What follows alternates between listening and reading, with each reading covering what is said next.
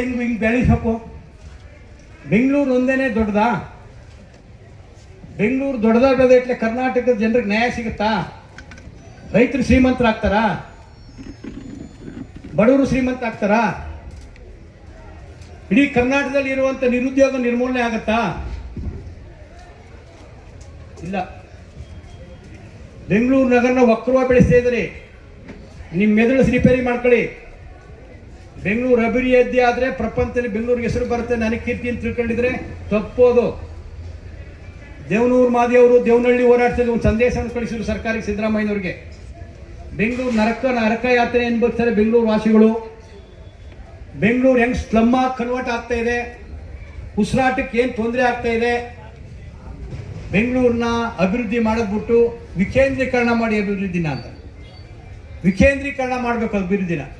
ಬೆಂಗಳೂರು ಹಿಂಗೆ ಬೆಳೆದ್ರೆ ಬೆಂಗಳೂರು ನಗರ ಪ್ರಪಂಚದಲ್ಲಿ ಒಂದು ದೊಡ್ಡ ಸ್ತಂಭ ನಗರವಾಗಿ ಬೆಳುತ್ತೆ ಅನ್ನೋದು ತಿಳ್ಕೋಬೇಕು ನಾವು. ಕೆಟ್ಟ ಹೆಸರನ್ನ ತರಕ್ಕೆ ಹೋಗ್ಬೇಡಿ ಬೆಂಗಳೂರಿಗೆ. ನೀವು ಪ್ರಪಂಚದಲ್ಲಿ ಕೆಟ್ಟ ಹೆಸರನ್ನ ತರಕ್ಕೆ ಹೋಗ್ಬೇಡಿ. 9,640 ಎಕರೆ ಅವರು ರೈತನಾಗಿದ್ರು, ಭೂಮಿ ಇಟ್ಕೊಂಡಿದ್ರು, ವ್ಯವಸಾಯ ಮಾಡ್ಬೋದು. ಜಾಸ್ತಿ ಭೂ ವ್ಯವಹಾರದಲ್ಲಿ ಇರೋವಂಥದ್ದು ಎಲ್ಲ ರಾಜಕಾರಣಿಗಳು. DK ಶಿವಕುಮಾರ್ ಅವರು ಸೇರ್ಕೊಂಡು ಬೇರೆಯವರು ಭೂ ವ್ಯವಹಾರದಲ್ಲಿ ಇರೋಂಥದ್ದು. 2 ಗುಂಟೆ ಭೂಮಿ ಇದ್ರೆ ಬರ್ತೀವಿ ನಾವು. 1 ಎಕರೆ ಭೂಮಿ ಇರೋರಿಗೆ ಬಡತನ ಇರ್ಬೋದು. ಗೌರವದಿಂದ ನಮ್ಮಲ್ಲಿರೋ ಅಂಬ್ಲಿ ಏನೋ ಅಲ್ವಾ, ಏನಿದೆ ಅದು ಕೊಟ್ಟು ಉಪ್ಪು ಇಟ್ಟು ಅಂತ ಹೇಳ್ತೀವಿ, ಇಟ್ಟು ಉಪ್ಪು ಸಾರು ಅಂತ ಹೇಳ್ತೀವಿ, ಇಟ್ಟು ಸಾರು ಉಪ್ಪು ಸಾರು ಅಂತ ಹೇಳ್ತೀವಿ. ಕೊಟ್ಟು ನಾವು ಜೀವನ ಮಾಡ್ತೀವಿ ಗೌರವದಿಂದ. ರೈತರ ಗೌರವ ಕಾಳು ಮಾಡಬೇಡಿ. 26 ಹಳ್ಳಿಗಳನ್ನು ಎಲ್ಲಿ ತಗೊಂಡೋಗಿ ನೀವು ಸ್ಥಳಾಂತರ ಮಾಡ್ತೀರಿ? ಯಾವ ಥರ ಇದೆ ಸರ್ಕಾರದ ವ್ಯವಸ್ಥೆ ಅಂದರೆ, ಕೊಪ್ಪಳದಲ್ಲಿ ಬಯೋಡಾಟಾ ಕಂಪ್ನಿ ಕಾರ್ಖಾನೆಗಳು ನಡೀತಾ ಇದೆ. ನಾವೇನು ಮಾಡ್ತೀವಿ, ನಮ್ಮ ಜಿಲ್ಲೆ ಅಭಿವೃದ್ಧಿ ಬೇಕು ಅಂತ ಹೇಳಿ ಕಾರ್ಖಾನೆಗಳು ಬರಲಿ ಅಂತ ಕೂಗ್ತೀವಿ.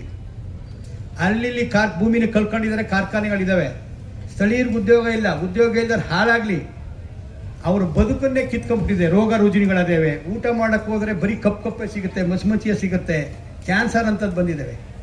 ನಾವೆಲ್ಲ ಹೋರಾಟ ಮಾಡಿ ಆ ಕಾರ್ಖಾನೆಗಳು ಮುಚ್ಚಿ ಅಂದರೆ ಈ ಸರ್ಕಾರಗಳು ತಲೆ ಯಾವ ಥರ ನೀತಿ ಇದ್ದಾವೆ ಅಂತಂದರೆ, ಕಾರ್ಖಾನೆಯನ್ನು ಸ್ಥಳಾಂತರಿಸಲ್ಲ, ಅಲ್ಲಿರೋ ಜನನೇ ಸ್ಥಳಾಂತರ ಮಾಡಬೇಕು ಅಂತಾರೆ ಕಾರ್ಖಾನೆ ಹಿತಾಸಕ್ತಿವಿ. ಇಂಥ ಆಡಳಿತ ಮಾಡೋ ನಮ್ಮಲ್ಲಿರೋದು. ಜನರ ಹಿತಕ್ಕಿಂತ ಕಾರ್ಖಾನೆ ಅಲ್ಲಿ ಮೂಲವಾಸಿಗಳನ್ನೇ ಸ್ಥಳಾಂತರ ಮಾಡಕ್ಕೆ ಕೊಡ್ತಾರೆ. ಈ ಥರ ಪರಿಸ್ಥಿತಿ ಇರುವಂಥದ್ದು. ಇವೆಲ್ಲರೂ ಕೂಡ ಕಾರ್ಪೊರೇಟ್ ಪರವಾಗಿರುವಂಥದ್ದು. ಯಾವುದೇ ಪಕ್ಷ ಆಗ್ಬೋದು, ನಮ್ಮನ್ನು ಆಡಳಿತ ಮಾಡಿರೋ ಪಕ್ಷ, ವಿರೋಧ ಪಕ್ಷ, ಇನ್ಯಾವುದೇ ಪಕ್ಷ ಆಗಿರ್ಬೋದು, ಅವೆಲ್ಲವೂ ಕೂಡ ಕಾರ್ಪೊರೇಟ್ಗಳ ಕೈಗೊಂಬೆಗಳು, ಭೂ ದಲ್ಲಾಳಿಗಳು ಪರವಾಗಿರುವಂಥ ಸರ್ಕಾರಗಳು. ಇದೊಂದು ರಿಯಲ್ ಎಸ್ಟೇಟ್ ದಂಧೆ ಇದೆ. ಇದನ್ನು ಬೆಂಗಳೂರು ದೊಡ್ಡ ಟೌನ್ಶಿಪ್ ಆಗುತ್ತೆ ಅಂತಲ್ಲ, ಇದೊಂದು ದೊಡ್ಡ ರಿಯಲ್ ಎಸ್ಟೇಟ್ ದಂಧೆ. ಇದು ರಿಯಲ್ ಎಸ್ಟೇಟ್ ಮಾಫಿಯಾದ ಕೈಗೊಂಬೆಯಾಗಿ ಅವ್ರು ಜುಟ್ಟು ಕೊಟ್ಟು ಅವ್ರು ಬೇಕಾದಂಥ ಭೂಮಿಯನ್ನು ಸುಲಭ ದರದಲ್ಲಿ ಕೊಡ್ತಾ ಇದ್ದಾರೆ. ಅದು ಸುಲಭದಲ್ಲಿ 2 ಕೋಟಿ ದೊಡ್ಡ ದುಡ್ಡು ಅಂತಾರೆ. 2 ಕೋಟಿ ದೊಡ್ಡದಲ್ಲ. ಭೂಮಿ ಸರ್ಕಲ್ಲ, ಭೂಮಿಗೆ ಬೆಲೆ ಕಟ್ಟಕ್ಕಾಗಲ್ಲ. ಅದಕ್ಕೆ ನಾವು ಭೂಮಿ ತಾಯಿ ಅನ್ನೋದಿಲ್ಲ. ಭೂಮಿನ ಬರೀ ಭೂಮಿ ಅನ್ನೋದಲ್ಲ, ನಾವು ಭೂಮಿ ತಾಯಿ ಅಂತೀವಿ, ನಮ್ಮ ತಾಯಿ ಅಂತೀವಿ. ತಾಯಿ ಬೆಲೆ ಕಟ್ಟಕ್ಕಾಗಲ್ಲ. ಅದರಿಂದ ಇವತ್ತು ಒಂದು ನಿರ್ಣಯ ಮಾಡೋಣ. ಸಂಯುಕ್ತ ಹೋರಾಟ, ಇಲ್ಲಿ ಯಶವಂತ್ ಇದ್ದಾರೆ, ಮುಂದೆ ನೀಸುಳಿದರು ಬರ್ತಾರೆ, ನಮ್ಮ ದರ್ಶನ್ ಪುಟ್ಟಣ್ಣನು ಕೂಡ ಸ್ವಲ್ಪ ಅದರಲ್ಲಿ ಸೇರ್ಕೊತಾರೆ. ನಾನು ಕೂಡ ಸಂಯುಕ್ತ ಹೋರಾಟದವನು. ಸಂಯುಕ್ತ ಹೋರಾಟ ಮತ್ತು ಇಲ್ಲಿ ಭೂರಕ್ಷಣಾ ಸಮಿತಿ ಎರಡು ಆಲೋಚನೆ ಮಾಡಿ ಒಂದು ದೊಡ್ಡ ಹೋರಾಟವನ್ನು ರೂಪಿಸಬೇಕು ಅಂದಿದ್ದೀವಿ. ಸರ್ಕಾರ ಈ ಡಿನೋಟಿಫಿಕೇಶನ್ ಮಾಡದೆ ಹೋದರೆ ಇದು ದೊಡ್ಡ ಚಳವಳಿಯಾಗಿ ರೂಪುಗೊಳ್ಳುತ್ತೆ. ಕರ್ನಾಟಕದ ಮೂಲೆಯಿಂದಲೂ ಕೂಡ ಜನ ಬೀದಿಗೆ ಬರ್ತಾರೆ. ಇದು ಅಂತಾರಾಜ್ಯ ಮತ್ತು ರಾಷ್ಟ್ರೀಯ ಮಟ್ಟದಾಗಿ ಚಳವಳಿಯಾಗಿ ರೂಪಿಸ್ತೀವಿ ಅನ್ನುವಂಥ ಎಚ್ಚರಿಕೆಯ ಸಂದೇಶವನ್ನು ಸರ್ಕಾರಕ್ಕೆ ನಿಮ್ಮ ಮೂಲಕ ಇವತ್ತು ಕೊಡ್ತಾ ಇದ್ದೀನಿ. ನಾನು ಕಾನೂನು ವಿದ್ಯಾರ್ಥಿ, ಲಾಯರು. DK ಶಿವಕುಮಾರ್ ಇಂಟರ್ವ್ಯೂ ನೋಡಿದೆ, ಡಿನೋಟಿಫಿಕೇಶನ್ ಮಾಡ್ಬಿಟ್ಟು ಜೈಲಿಗೆ ಹೋಗೋಣ ಅಂತ. ಸ್ವಾಧೀನ ಪ್ರಕ್ರಿಯೆ ಮಾಡೋಕ್ಕೆ ಅವಕಾಶವನ್ನು ಕಾನೂನು ಕೊಟ್ಟಿದೆ. ಅದೇ ರೀತಿ ಡಿನೋಟಿಫಿಕೇಶನ್ ಮಾಡೋಕ್ಕೂ ಅದೇ ಕಾನೂನು ಅವಕಾಶ ಕೊಟ್ಟಿದೆ. ತಗೊಳ್ಳೋಕ್ಕೂ ಅವಕಾಶ ಕೊಟ್ಟಿದೆ, ತಗೊಳ್ಳದ ಕೈ ಬಿಡೋಕ್ಕೂ ಕೂಡ ಅವಕಾಶ ಕೊಟ್ಟಿದೆ. ಸದುದ್ದೇಶ ಕಾರಣಕ್ಕಾಗಿ ಸ್ವಾಧೀನ ಕೈ ಬಿಟ್ಟರೆ ಯಾರೂ ಜೈಲಿಗೆ ಹೋಗಲ್ಲ. DK ಶಿವಕುಮಾರ್ ಎದುರುಬೇಡಿ. ನೀವು ಸ್ವಾಧೀನ ಕೈ ಬಿಟ್ಟು ಜೈಲಿಗೆ ಹೋದ್ರೆ ನಾವು ನಿಮ್ಮ ಪರವಾಗಿ ಜೈಲು ಬರ್ತೀವಿ. ತಯಾರಿದ್ದೀರಾ? ಸ್ವಾಧೀನ ಕೈ ಬಿಡಿ, ಜೈಲಿಗೆ ಹೋಗೋದಾದ್ರೆ ನಿಮ್ಮ ಜೊತೆ ನಾವು 1000 ಜನ ಬರ್ತೀವಿ ನಿಮ್ಮ ಬೆಂಬಲಿಸಿ. ಏನು ಕಿವಿಗೂ ಮೂಡಿಸ್ತಾರೆ ಅವರು? ಯಾವುದೋ ಕಳ್ಳದಂಧೆಗೆ, ಯಾವುದೇ ಕ್ಯಾಪ್ ಲಿಸ್ಟಿಗೆ ಯಾವುದೇ ಇಂಡಸ್ಟ್ರಿಯಲ್ಗೆ ಅನುಕೂಲ ಆಗೋಂಥ ಭೂಮಿನ ಕೈ ಬಿಟ್ಬಿಟ್ರೆ ಜೈಲಿಗೆ ಹೋಗ್ಬೇಕು. ಅದನ್ನ ಕಿಕ್ ಬ್ಯಾಕ್ ತಗೊಂಡಿದ್ದಾರೆ ಅಂತ. ರೈತರ ಡಿಮಾಂಡು, ರೈತರ ಒತ್ತಾಯಕ್ಕೆ, ರೈತರ ಬದುಕಿನ ಹಿತಾಸಕ್ತಿಗೋಸ್ಕರ ಕೈ ಬಿಟ್ರೆ ಜೈಲಿಗೆ ಹೋಗಲ್ಲ. ಬರೀ ಸುಳ್ಳು ಹೇಳ್ತಾರೆ.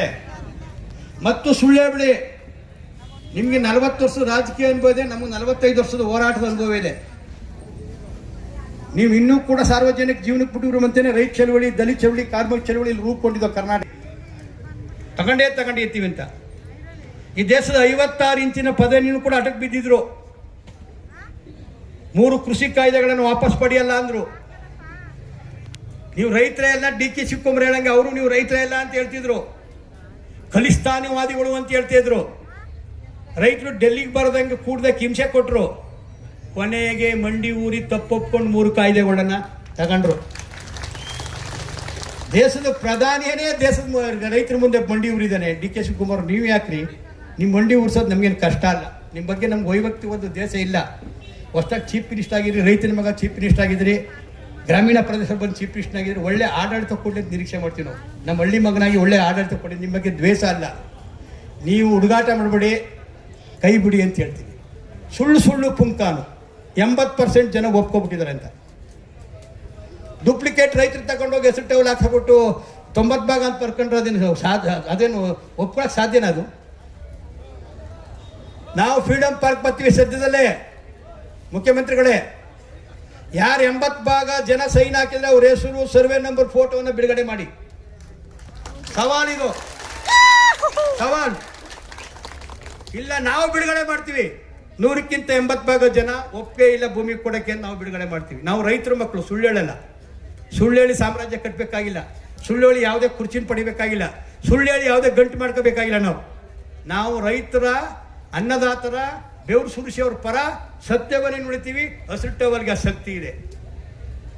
ಯಾರೇ ಅಡ್ಡಿ ಬಂದ್ರು ಬಿಡಲ್ಲ. ಗುಂಡೂರಾವ್ ಸರ್ಕಾರ 80ರಲ್ಲಿ ಏನಾಯ್ತು? ರೈತರ ಮೇಲೆ ಗುಂಡು ಹಾಕರು ಕಾಂಗ್ರೆಸ್ ಅವರು. ಆಗ ಇವರು ಇನ್ನೂ ಯೂತ್ ಕಾಂಗ್ರೆಸ್ ಇರ್ಬೇಕೇನೋ. 80ನೇ ಇಸ್ವಿಲಿ ಯೂತ್ ಕಾಂಗ್ರೆಸ್ ಇರಬೇಕು. 18-19 ವರ್ಷದವ್ರು. ಗುಂಡಿನ ಸುರಿಮಳೆ ಸರಿಸಿದಂಥ ರೈತರ ಮೇಲೆ ಗುಂಡಿಕ್ಕ ಸರ್ಕಾರವನ್ನು ಕಿತ್ತಾಕಿದ್ವು ನಾವು. ನೆನಪಿದ್ಯಾ ಅಂತ. ರೈತರ ತಂಟಕ್ಕೆ ಬಂದ್ರೆ, ಹಸಿರು ಟಾವಲ್ ವಿರುದ್ಧ ಬಂದ್ರೆ ನಿಮ್ಮ ಕುರ್ಚಿ ಹೋಗುತ್ತೆ ಹೊರತು ನಮ್ಮನ್ನು ಸೋಲ್ಸಕ್ಕಂತೂ ಆಗಲ್ಲ.